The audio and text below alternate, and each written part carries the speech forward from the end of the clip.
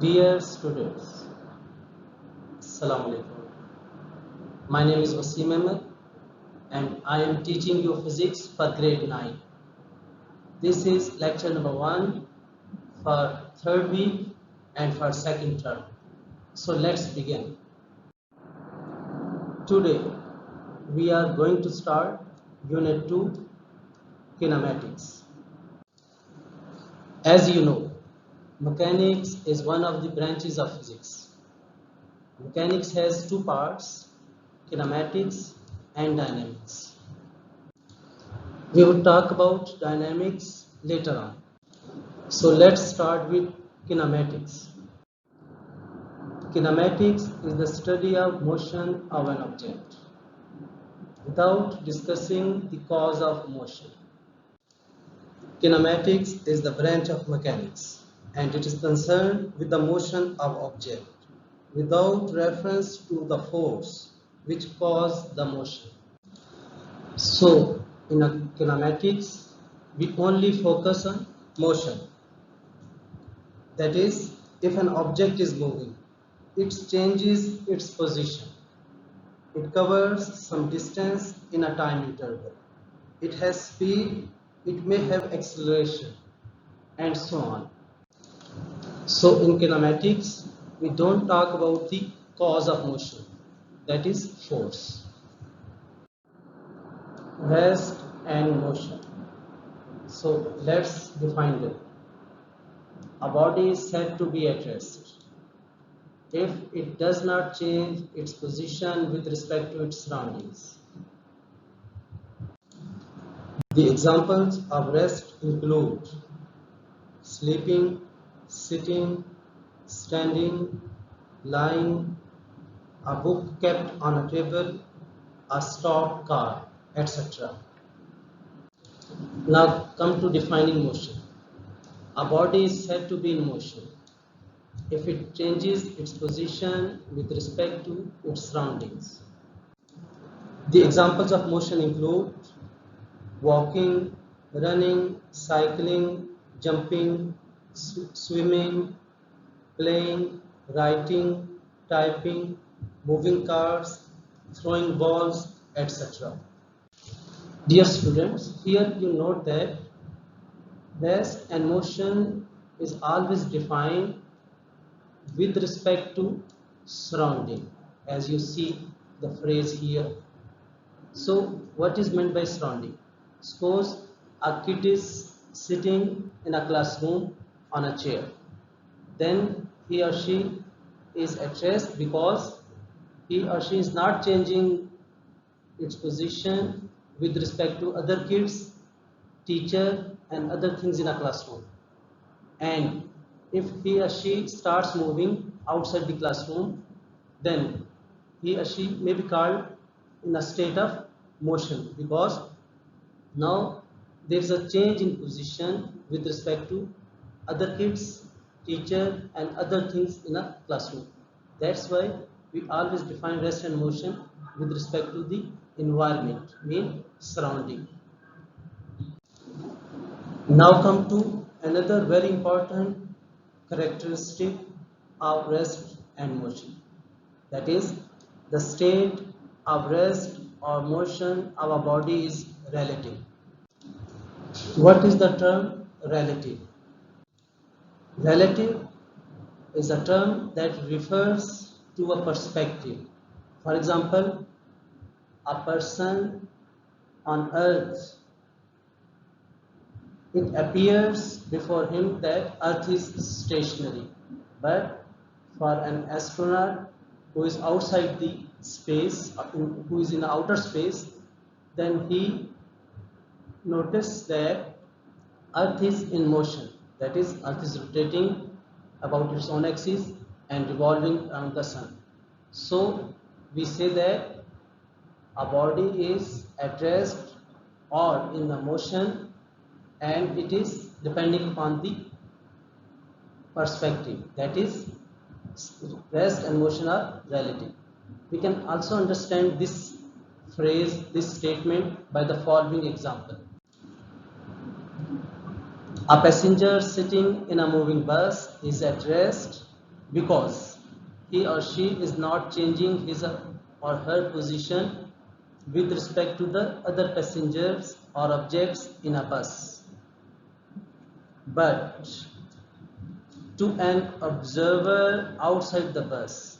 The passengers and the objects inside the bus are in motion. Types of motion. Everything in the universe is in a state of motion. We can categorize all type of motions into three basic kinds. That is, number one, translatory motion, number two, rotatory motion, and number three, vibratory motion. You see, translatory motion is having three further forms: linear, random, and circular. So let's learn about these three types of motion one by one. Translatory motion. So how to define it? In translational motion, our body moves along a line without any rotation. The line may be straight or curved. The examples of straight line is, suppose a car is moving on a road in a straight path, or a stone is falling downward in a straight path. So these two are the examples of straight lines. Similarly, the example for curved line is, for example, a ball is thrown in air and it covers this kind of path. So it is a curved path. As I just told you, that translatory motion can be divided into linear,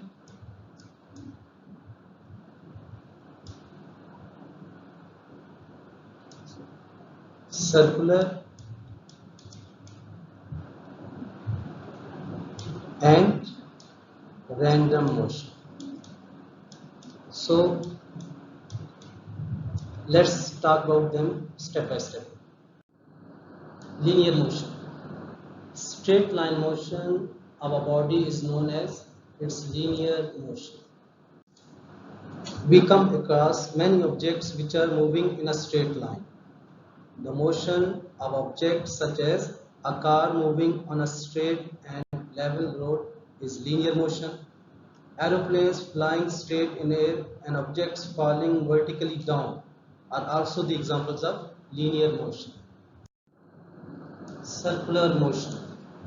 Its definition is, the motion of an object in a circular path is known as circular motion. For example, a stone tied at the end of a string. For example, suppose this is the string and you attach a stone at the end of the string. And if you whirl it in a circular path like this, then this is a kind of circular motion. The other examples of circular motion are the motion of Earth around the Sun, the motion of an electron around the nucleus, and so on and so forth. Random motion. Its definition is, the disordered or irregular motion of an object is called random motion. For example, if a body is moving initially in this direction, then abruptly change its direction like this,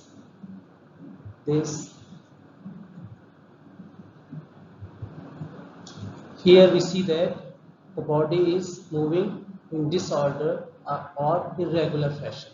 So it is a random motion.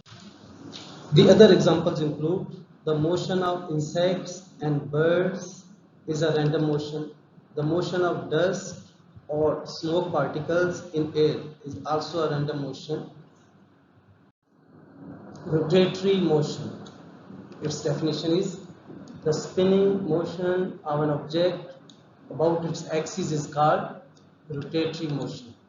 The rotatory motion is also known as rotational motion. Rotational motion.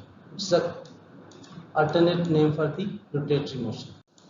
The examples of rotatory motion are the motion of wheel about its axis and that of a steering wheel are some of the examples of rotatory motion.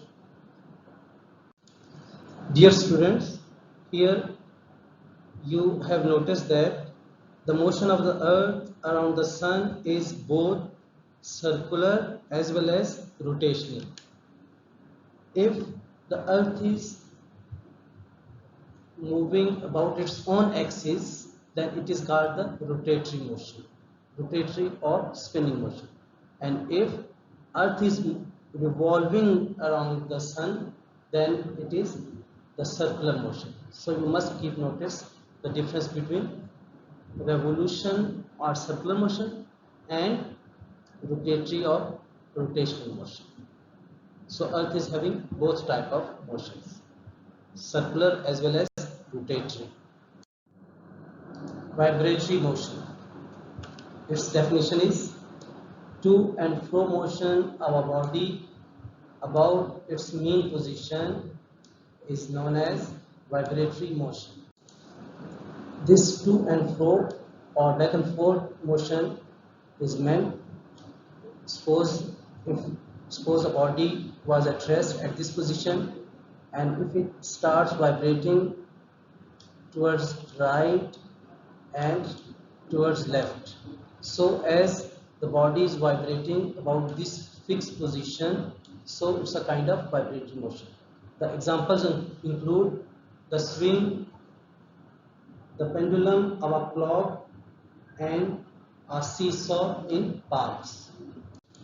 Other examples are a baby in a cradle moving to and fro motion of the hammer of a ringing electric bell, and the motion of the string of a sitar are some of the examples of vibratory motion. Dear students, let's have practice what we did earlier, and it is given at page number 52 at your book. So it demands mention the type of motion in each of the following. Number one, here a ball moving vertically upward. Yes, students, what kind of motion is this? Here a ball is moving vertically upward. So this is linear because the body is moving upward in a straight line. And linear, or you can say it's a translational because linear is a kind of translation motion. So let's use a symbol in front of each part. Again, number one, a ball moving vertically upward, linear. Number two, a child moving down a slide, like this. You say that it is moving in this fashion. Again, it's a straight line. So we say that the child is moving linearly. Number three, movement of a player in a football ground. You see that a football player move in random direction, here, anywhere, depending upon where the football and where is the ball. So what's the answer? Random. R for random. Similarly, question number 4, the flight of a butterfly. Again, butterfly moves here and there in random directions, so random. And you notice that all these linear and random are subforms of translational motion. Now come to number 5, an athlete running in a circular track. You see that you have seen a number of times this sort of race. There is a circular track and there is a athletes are running on a circular track in this fashion. So here we see that like this. So an athlete is moving in a circular fashion. So circular motion. or you can say that circular or translation. Number 6, the motion of a wheel. What's the type of motion of a wheel? The rotatory.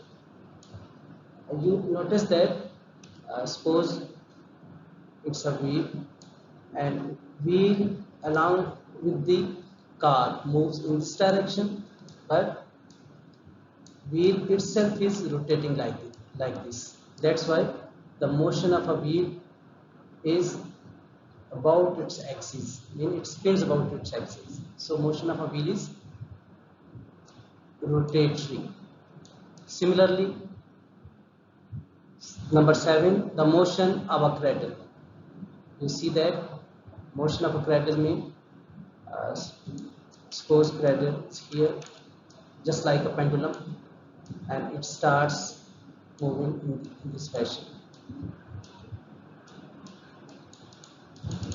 So the motion of cradle is about the mean position, mean it's a vibratory motion. Let's have a recap.